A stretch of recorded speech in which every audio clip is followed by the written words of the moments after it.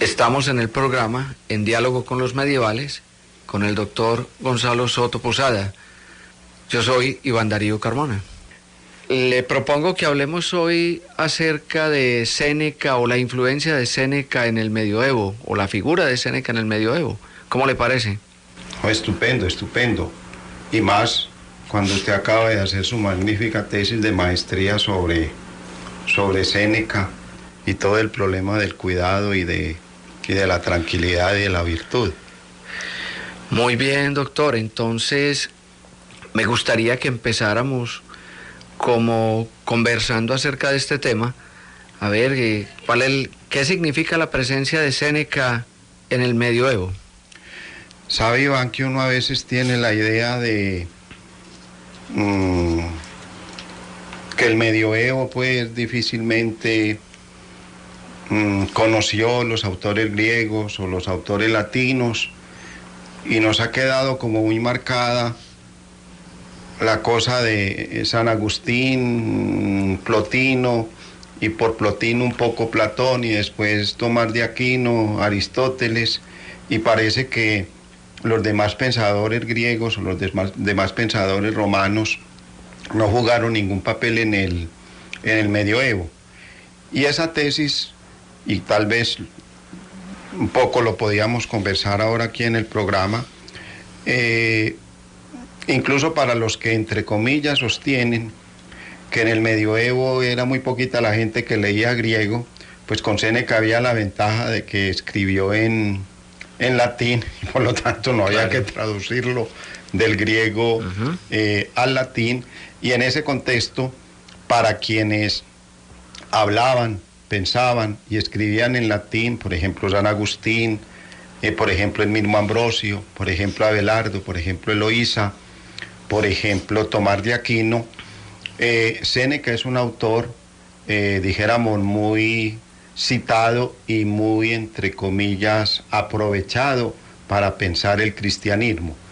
Y por otra parte, recuerden la otra, bueno, hoy se sabe que son cartas apócrifas, pero se dice que hubo un intercambio epistolar entre San Pablo y Séneca.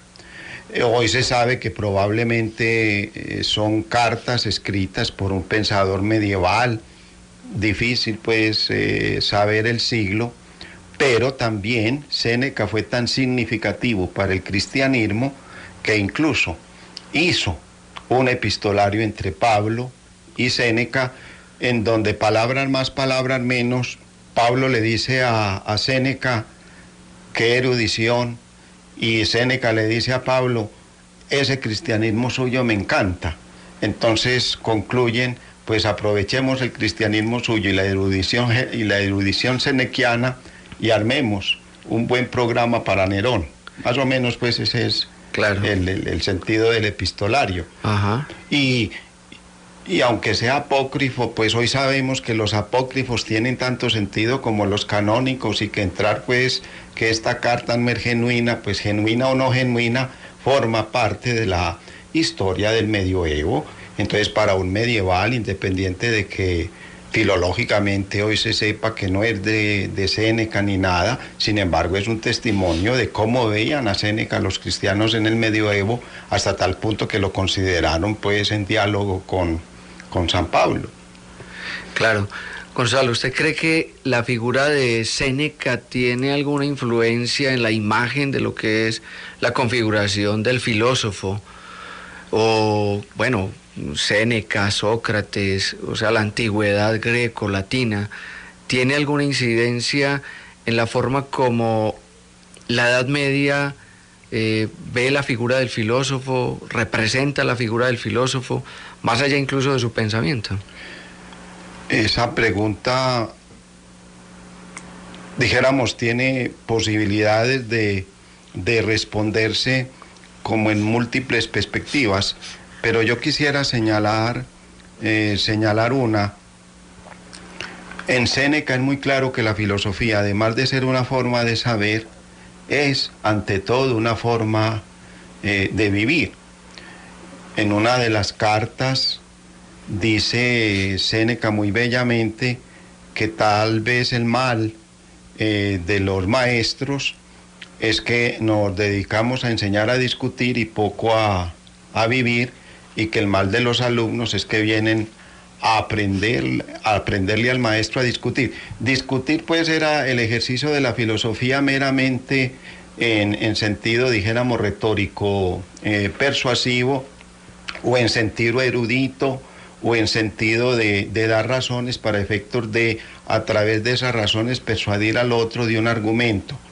Entonces, en ese contexto, para Séneca, la filosofía no puede reducirse a un ejercicio retórico, a un ejercicio filológico, a un ejercicio meramente erudito, y él lo es, porque si alguna cosa, por ejemplo, le debemos a Séneca, es que muchas de las categorías griegas de la filosofía, él, a través de sus traducciones, las implantó en el lenguaje latino. Pero esa idea del filósofo, que no solo dijéramos sabe, discute, argumenta, lo que pues la filosofía incluso estoica había denominado lógica, o lo que la filosofía estoica había denominado filosofía natural, la indagación por las causas, en Séneca viene, si se puede decir así, golpeada duro por la filosofía en términos del saber vivir bien, en términos de ser una forma de vida, en términos de darle sentido a la existencia como un proyecto ético-estético, que es esa idea pues tan frecuente y tan bella de la cultura grecorromana, de la epimeleia, que Séneca es el que traduce por cura, pues cuidado, y de ahí la traducción pues al español del ejercicio de la filosofía como un cuidado de sí.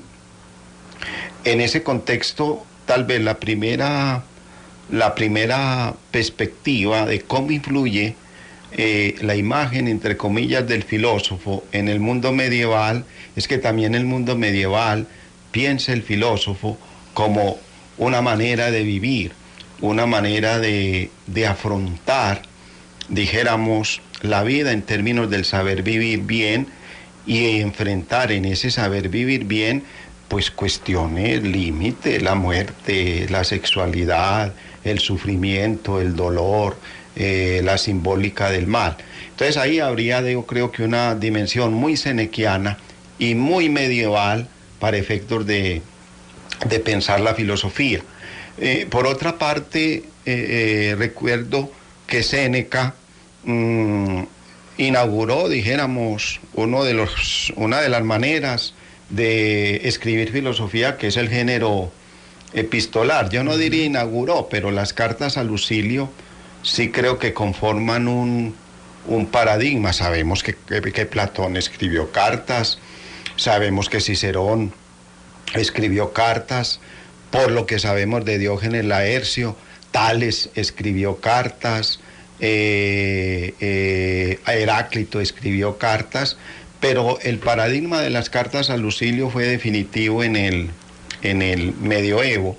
Entonces, lo importante del género epistolar es que en una u otra forma, quien enseña, se enseña.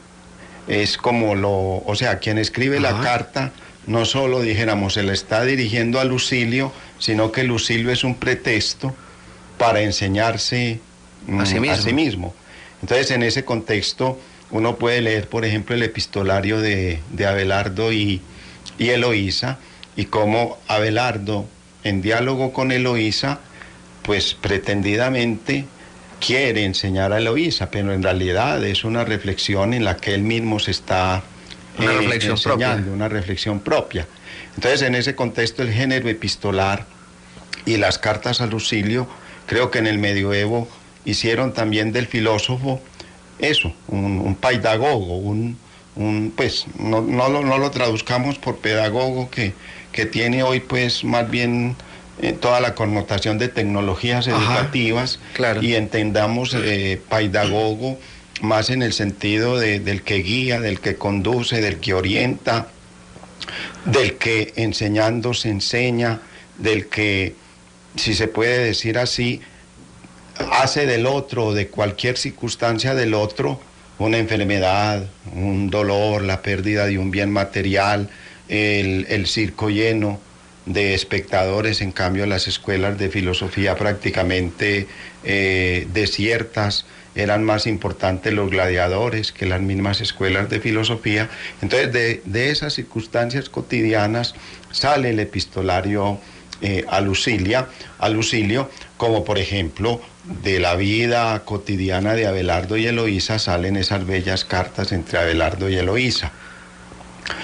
Ahí habría, yo creo, otra segunda presencia del filósofo como el paidagogos, del filósofo como el que en una u otra forma hace de la filosofía un ejercicio de la humanitas, pues como traducen los latinos, vía Séneca, por ejemplo, Ajá. y vía Cicerón, la célebre paideia griega. El filósofo forma, el filósofo educa, el filósofo guía, el filósofo conduce.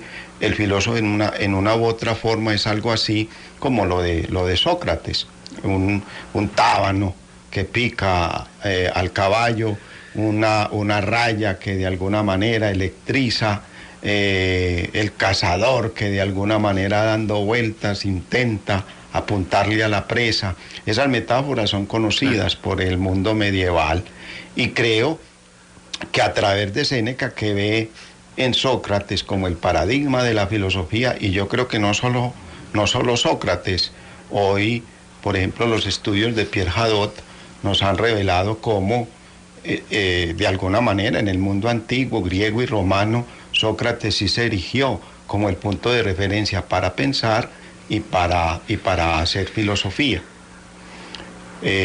Tal vez por ahí podíamos entender la figura entender la figura del filósofo también en el mundo medieval.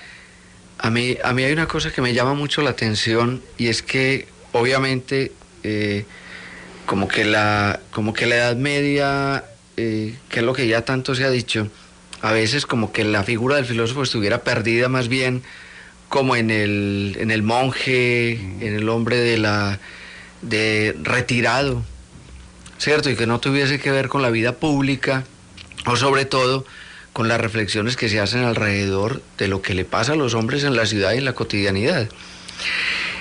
Uno entiende que en Séneca el retiro es muy especial. Es un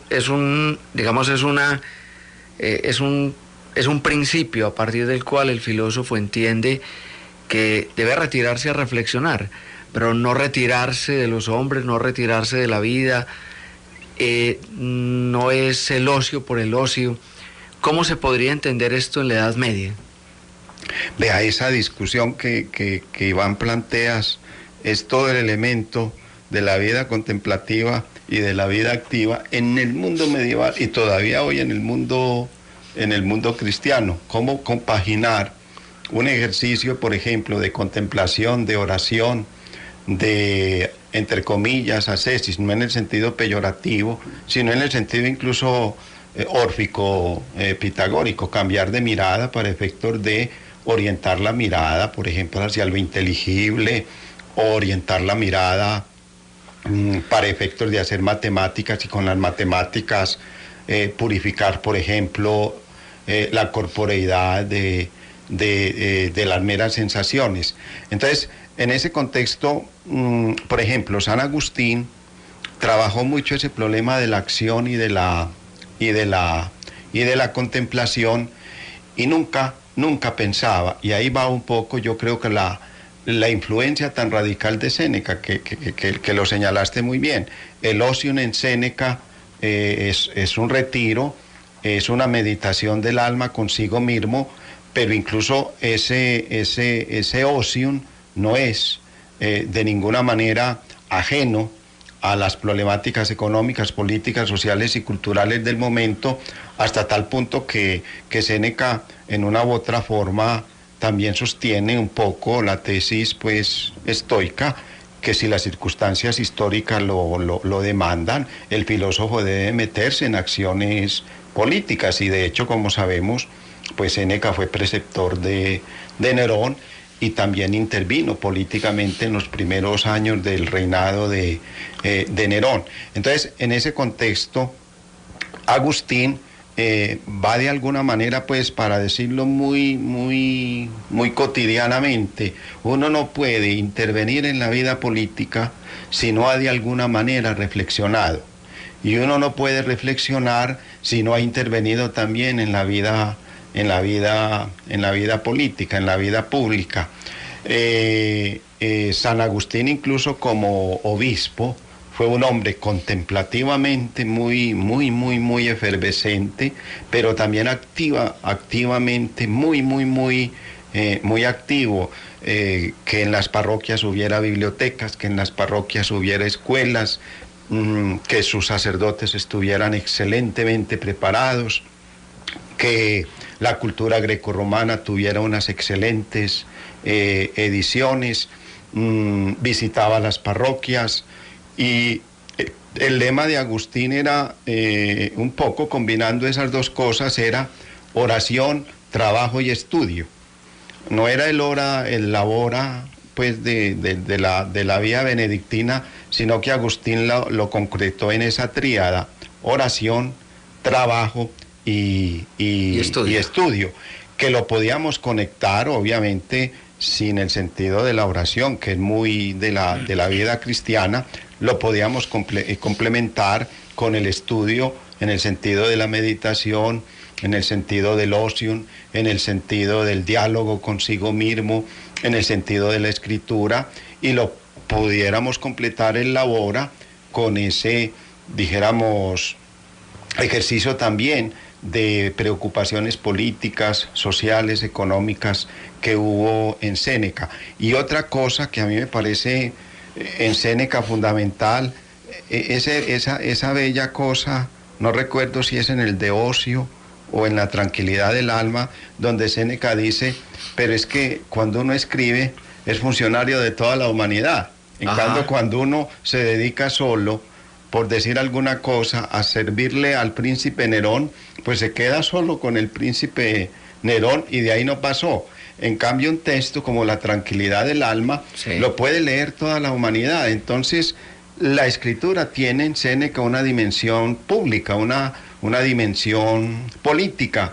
Quien escribe no solo se escribe a sí mismo, como decíamos ahora, sino que le escribe a toda la humanidad, y por eso, pues no es que tenga relación con lo que después dirá Husserl, el filósofo, como funcionario de la humanidad, pero ya en Séneca la escritura era una escritura pública.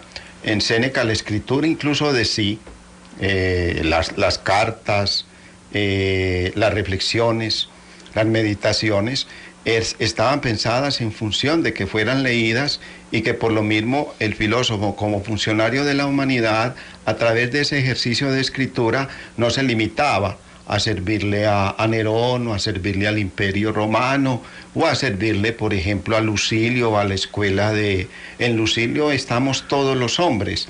Claro. En la tranquilidad del alma estamos todos los hombres. Entonces, eso también en el mundo medieval es muy importante, porque Santo Tomás de Aquino tiene como lema del intelectual alis tradere contemplata: entregar a otro lo estudiado, entregar a otro lo meditado, entregar a otro lo contemplado. Entonces, para Tomás de Aquino también el ejercicio de escritura era una forma de contemplación, pero también de acción, porque estaba en función de convertir esa escritura en, dijéramos, en ser funcionarios de la humanidad. Y no es que esto sea orgullo del filósofo. Yo creo que lo importante de la escritura en cualquier disciplina es que esa escritura ya no es propiedad personal, sino que se convierte en una tradición de toda la humanidad. Por eso es tan importante, creo yo, hoy, que hayamos pasado de una hermenéutica del autor, pues preocuparnos por la intención, por el código del texto, eso se puede hacer, pero hemos pasado también a una hermenéutica del lector, porque la recepción del texto y la historia de la recepción del texto a través del lector es lo que le da la vida al texto. O sea, el texto sin lectores carecería pues de sentido.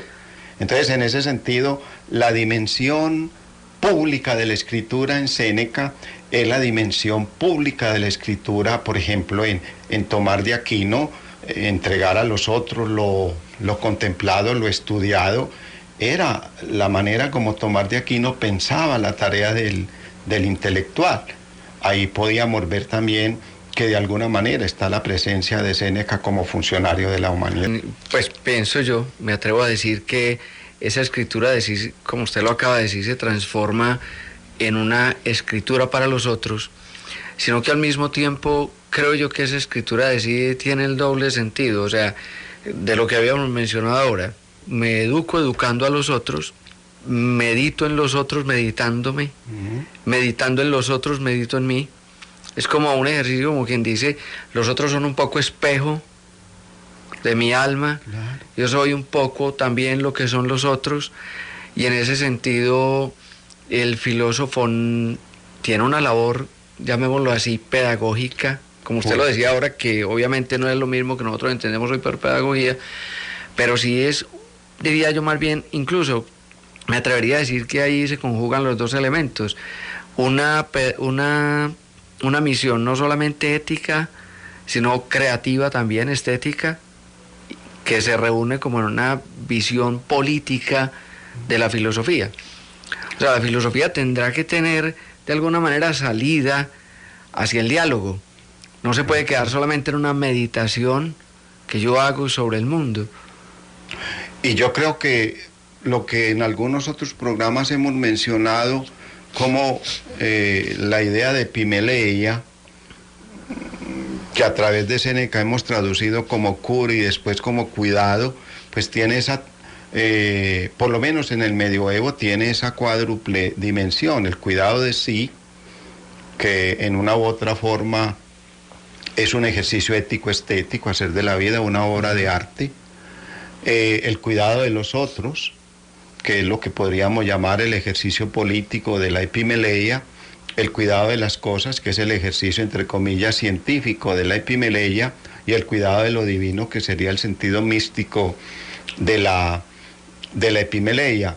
Yo creo que en Séneca, incluso el concepto de logos en Séneca, y tal vez lo hablamos fuera de micrófonos, es de los más difíciles de agarrar. Logos es razón universal, logos es orden, logos es armonía, logos a veces a uno le da la sensación de ser la razón cósmica, de ser la razón universal, pero también de ser el fundamento que funda, la causa que causa. De alguna manera tiene unas connotaciones casi que divinas. Bueno, independiente de eso, en Séneca también está claramente formulado esos cuidados, el cuidado de sí, el cuidado de los otros y el cuidado de las cosas, que en el mundo medieval siguen existiendo, por ejemplo en Agustín a través de la oración, el estudio y el trabajo, y que a esos tres cuidados le agregan el cuidado de lo divino como experiencia mística, que en Séneca yo creo que tampoco es ajena, sobre todo por la idea del logos, por la idea de la razón, por la idea que muchas veces él en las cartas a Lucilio incluso llama a Dios como lo divino. Entonces también hay que estar en relación con el otro, estar en relación con uno mismo, estar en relación con las cosas, estar en relación con lo divino, para que la filosofía, pues digámoslo así muy cotidianamente, para que la filosofía, al conjugar ese verbo cuidar, expanda su mirada, es decir, convierta su mirada, vuelva su mirada. Eso Séneca lo llamaba conversio, que por eso la filosofía es un ejercicio de conversión, de cambio de mirada. Anastrofé, epistrofé era la expresión griega que Séneca traduce por conversio. Los medievales conocen ese sentido de la filosofía como anastrofé, epistrofé, por lo tanto es un convertir la mirada, y le dan también ya un sentido claro de conversión, un poco en el sentido de apuntarle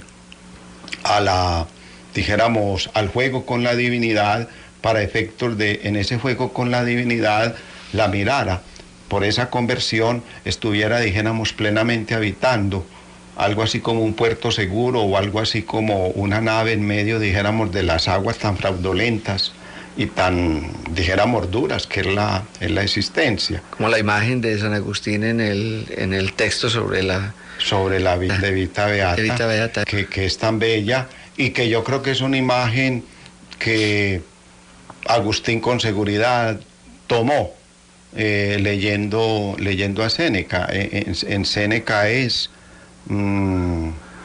dijéramos, hay todo un paisaje de la navegación, hay todo un paisaje del camino, hay todo un paisaje, casi que la filosofía se reviste de un paisaje, dijéramos, topográfico, navegar, ascender, subir, volver, retornar, cambiar, buscar, llegar a puerto seguro, saber afrontar las aguas tumultuosas de la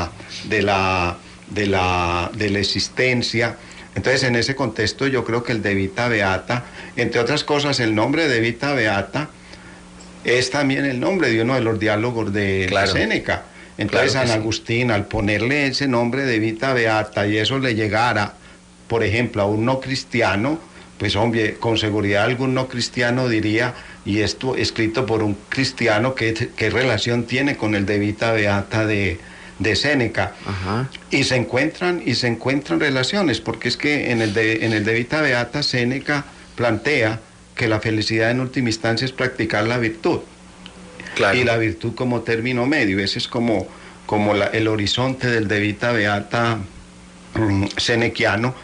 Ese practicar la virtud como término medio da quietud, da serenidad, da tranquilidad. Lo mismo se repetirá en la tranquilidad del alma, aunque después la tranquilidad del alma termina pues un poquito diciéndonos, bueno, a veces es bueno tirarse una canita al aire, pero hay hasta en los títulos es muy significativa la presencia, por ejemplo, hasta lingüística y semántica de los nombres que Agustín le da y de la filosofía como una navegación. Eso es muy senequiano. Eso es muy senequiano. Hay una imagen también que es muy recurrente en Séneca y que yo creo que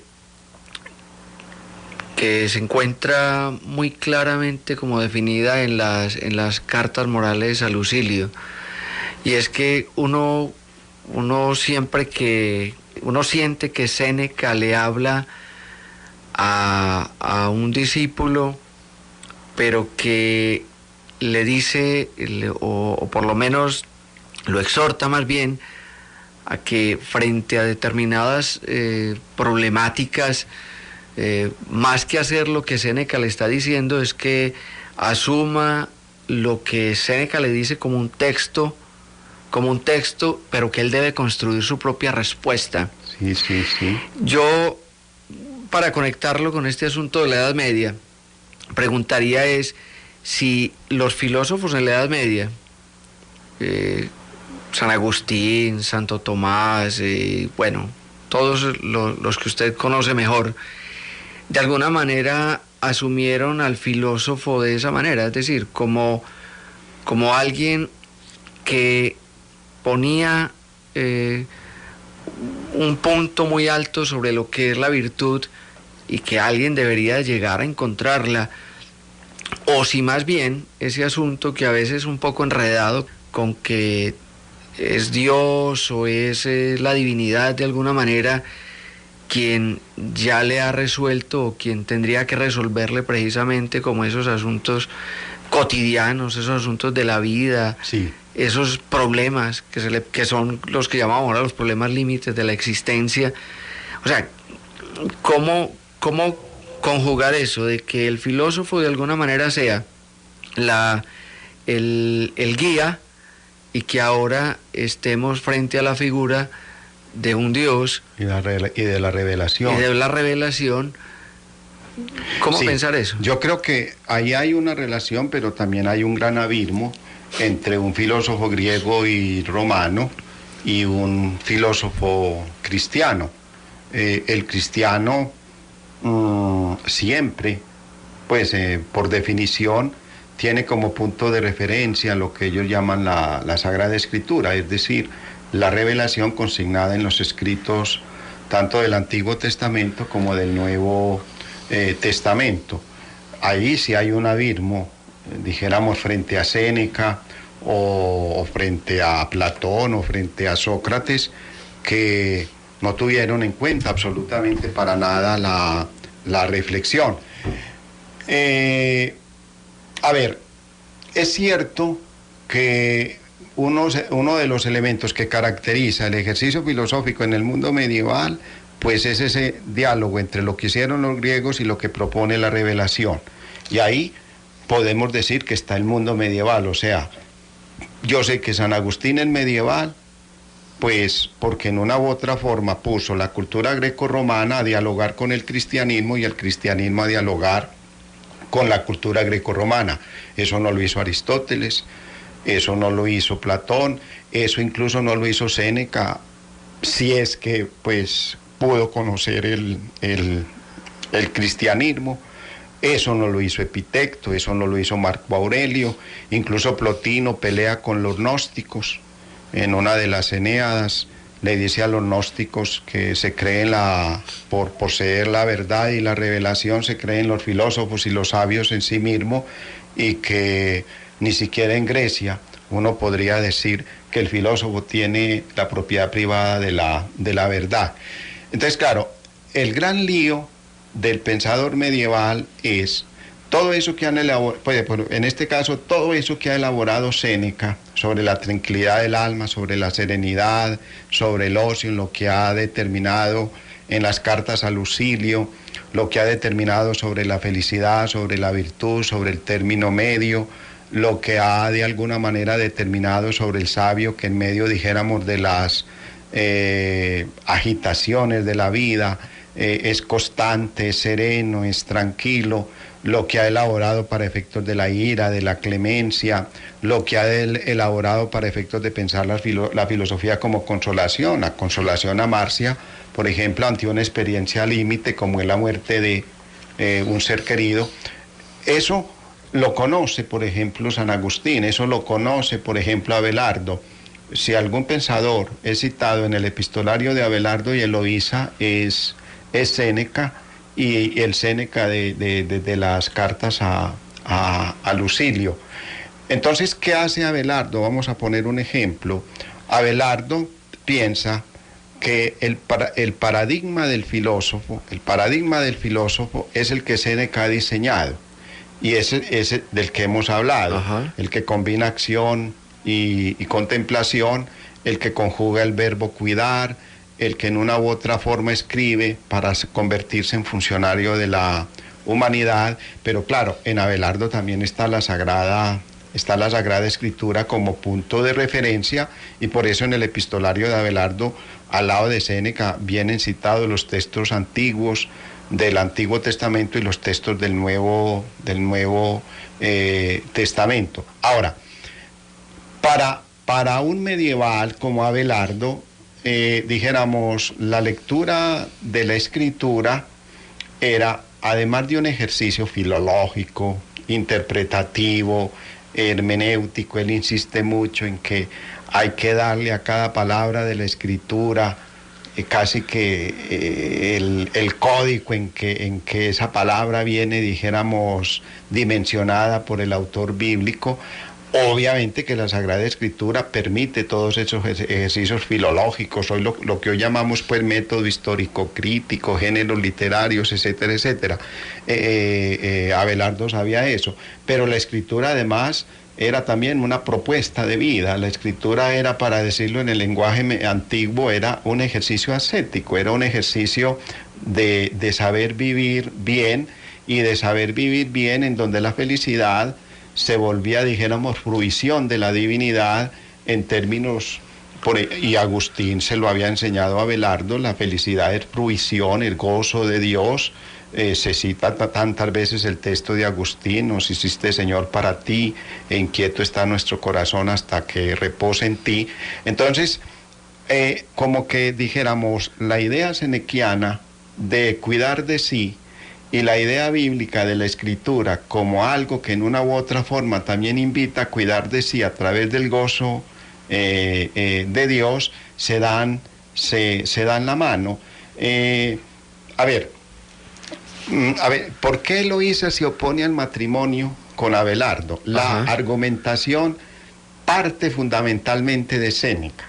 O sea, más que citarle la Sagrada Escritura, le cita los textos de Séneca, en donde Séneca en una u otra forma dice que si el sabio quiere dedicarse con radicalidad a la sabiduría, es mejor que sea célibe, porque de alguna manera el matrimonio perturba el ejercicio de la meditación, en una u otra forma el manejo de la casa económica en términos de necesidades perturba el ejercicio de la meditación, y en ese sentido las citas de Eloísa para convencer a Abelardo de no casarse con Eloísa están calcadas más que desde la escritura, que obviamente remarcaba el celibato, pero por el reino de los cielos, claro, eran tomadas del lenguaje senequiano, donde el celibato era condición de posibilidad para el ejercicio de la sabiduría, y entonces pone ejemplos. Sócrates tuvo muchas dificultades con Jantipa, y Jantipa claro, era casi que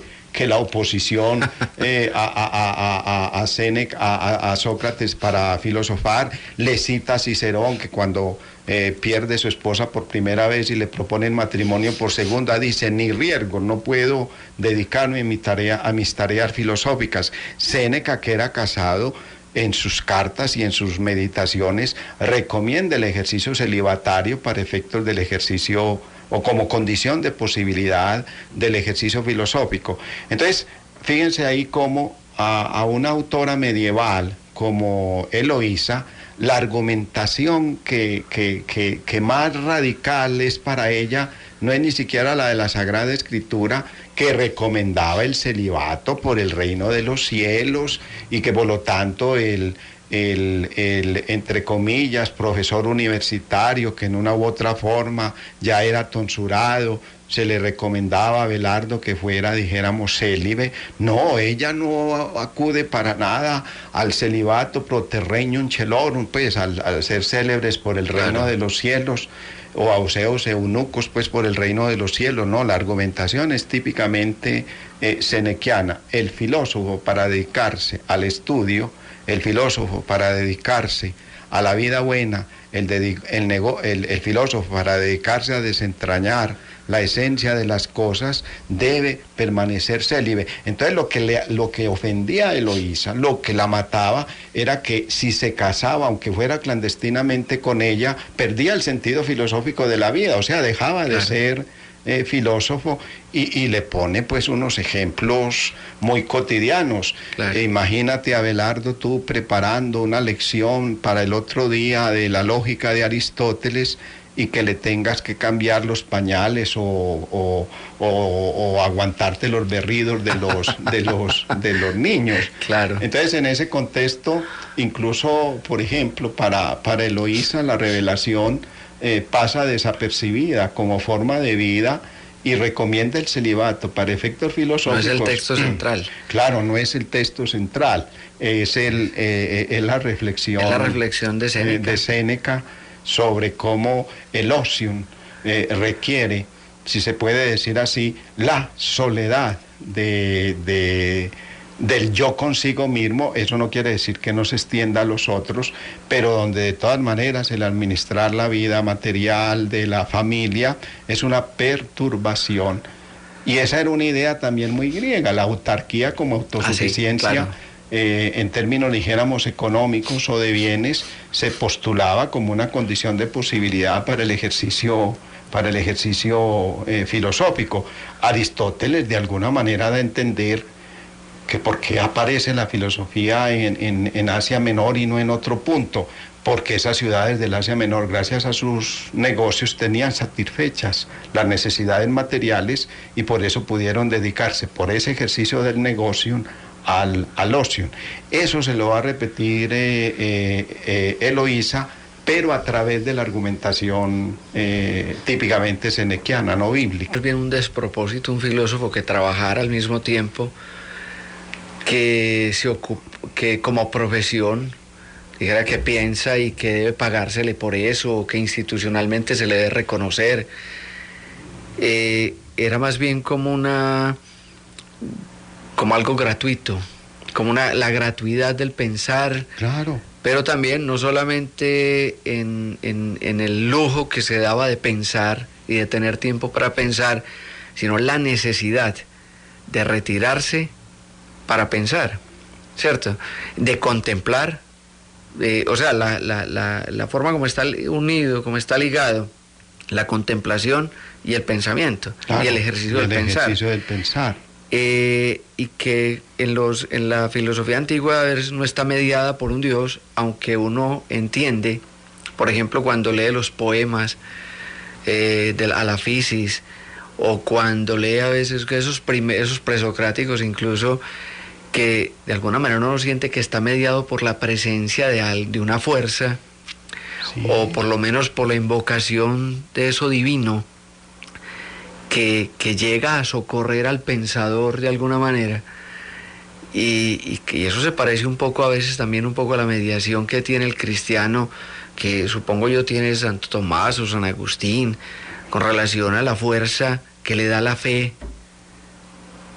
Lo que tú planteas, Iván, es una cosa que hemos estado estudiando un poquito, es hasta qué punto, por ejemplo, el Proemio de Parménides puede despacharse meramente como una, dijéramos, arquitectura mítico-poética, sin ningún sentido, porque es mera alegoría, y entonces, por lo tanto, el poema que comienza con ese bello proemio del viaje en unas yeguas pues muy capacitadas, con las Helíadas, entra Dike, entra Temis, la diosa le revela la verdad, pero también las opiniones de los mortales en que no hay creencia verdadera. Muchos intérpretes piensan que el proemio es meramente una alegoría, una metáfora, y que por lo mismo la presencia de Dike, de Temis, de las Helíadas, de la diosa que revela la verdad, es un mero tropo, una mera figura literaria en la cual se dice que simple y llanamente la noche es la opinión y la luz es la aletheia, y que para eso no se necesitan ya dioses, ni diosas, ni oráculos, ni enigmas. Sin embargo, cuando uno comienza, dijéramos, a leer, por ejemplo, los textos de Giorgio Colli sobre lo que significaba el enigma para efectos filosóficos, cuando uno lee del mismo Giorgio Colli el nacimiento de la filosofía, o cuando, dijéramos, uno lee las interpretaciones del profesor Thompson, por ejemplo, ahí aparece muy claro cómo el descifrar enigmas es, en términos, dijéramos, griegos, algo en donde la presencia apolínea en términos de entusiasmo, es decir, de posesión divina, no operaría como desciframiento de enigmas si no es por esa posesión divina. De ahí que muchos sigan hoy, pues a diferencia de la figura del filósofo científico que ha hecho de la razón autarquía, autonomía, comiencen a pensar que el filósofo sigue cumpliendo las funciones de mago, de chamán, de adivino, que sigue en una u otra forma pronunciando, dijéramos, su filosofía en términos oraculares, en términos enigmáticos, y por lo tanto en términos de un furor divino, como después pues dirá Platón en el Fedro, de los célebres 4 furores o manías o locuras. Una de ellas es la apolínea, otra de ellas es la dionisíaca, otra de ellas es la erótica, y no es raro entonces que los griegos hayan determinado la filosofía como una erótica de la sabiduría.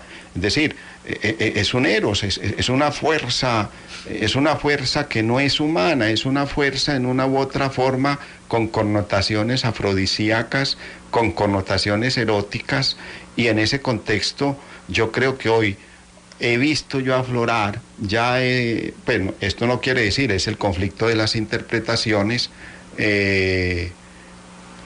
Es el conflicto de las interpretaciones. Obviamente para muchos la erótica es simple y llanamente la fuerza humana que usted posee desde la autarquía, pero en esta perspectiva la erótica asociada, dijéramos, al entusiasmo como posesión divina ha sido muy revalorada por intérpretes. Estoy pensando en Giorgio Colli, estoy pensando en el profesor Thompson, estoy pensando en todos los órficos pitagóricos, donde la filosofía era un ejercicio ascético. Estoy pensando en el texto bellísimo del profesor Hadot, Filosofía Antigua y Ejercicios Espirituales, la filosofía como forma de vida, también del profesor Hadot. Entonces, en ese contexto, dijéramos, entre comillas, esa lectura típicamente ilustrada del mundo griego, donde gracias a la autarquía de la razón, todo lo que tuviera que ver con las fuerzas divinas en términos de furor divino era mera alegoría, hoy se está repensando y se está hablando del enigma como el punto de referencia de la tarea filosófica que no puede desligarse del furor divino. Eso, por ejemplo, sería una buena tesis subversiva de todo lo que Popper o muchos intérpretes de la filosofía griega siempre nos han tirado, pues, diciendo que la filosofía rompe con el mitos y que al romper con el mitos comenzó Occidente a trabajar solo y nada más con la ciencia, y resulta que el problema de la filosofía griega fue la relación mitos-logos en todas sus instancias. Gonzalo, solamente una cosita que me queda como de esta última parte de la conversación. ¿Existe, que eso quiere decir que en la Edad Media, existe o no existe el filósofo científico?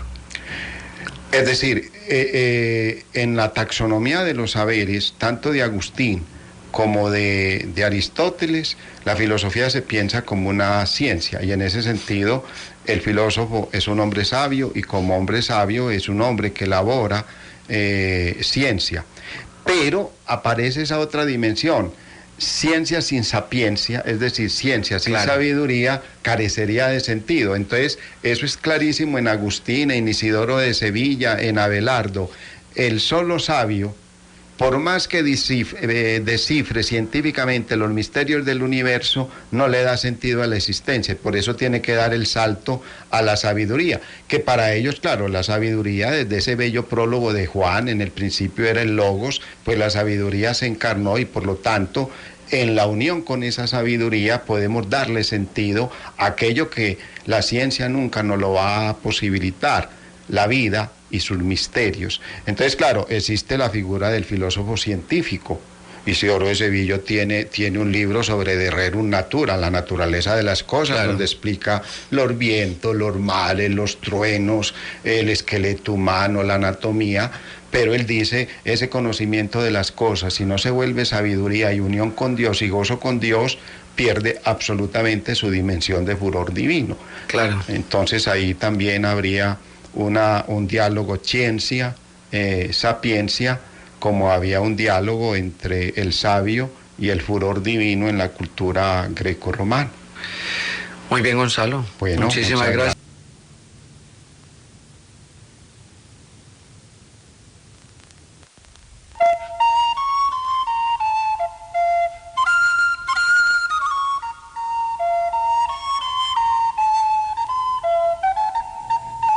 En Radio Bolivariana, Buzón Poético, breve espacio para el deleite sonoro con la palabra, el sentido y el silencio, a cargo de la Facultad de Estudios Literarios de la Universidad Pontificia Bolivariana. Lectura y selección, María Clemencia Sánchez.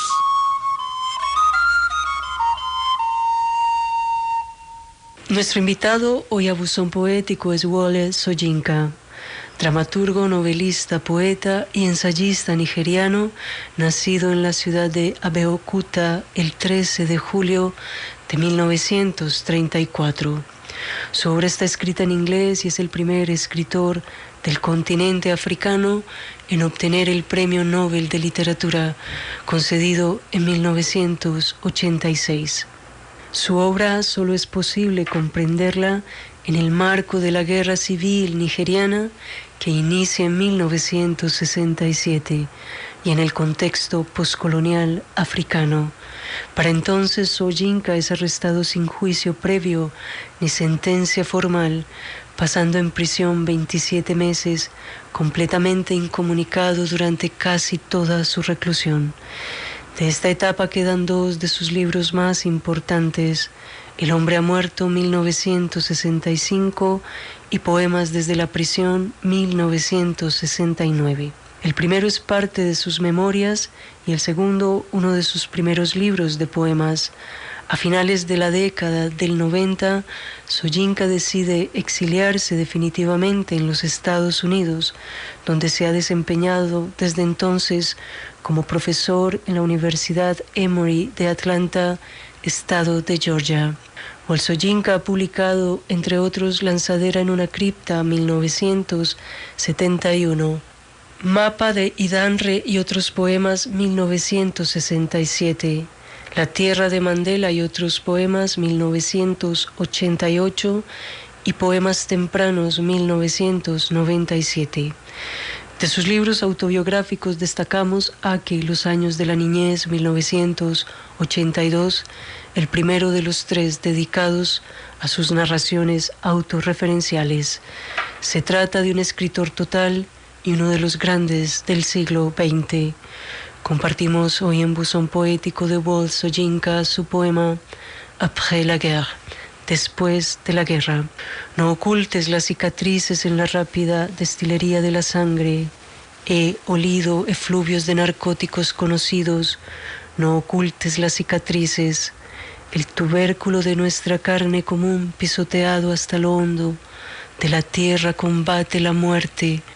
Recién cinchado arremete contra el sol más temido, que resulta ser una concha hueca o que los pies de las vidas recién nacidas se hunden en el vacío de la falsedad.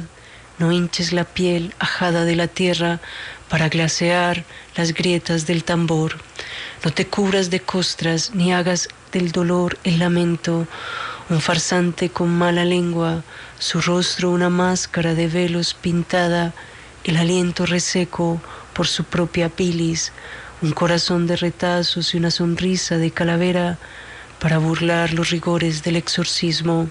Grietas en la pintura, legad los solos latidos del duramen a los seguidores del velatorio recién nacidos.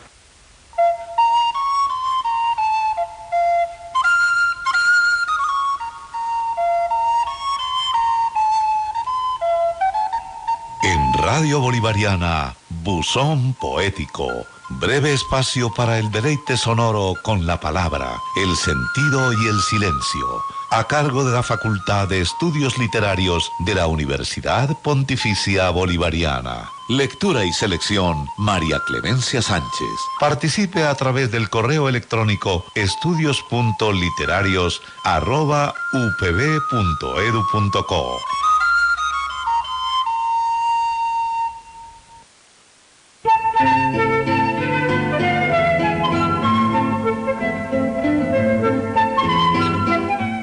Bolivariana FM 92.4 MHz. La máxima nota. Universidad Pontificia Bolivariana.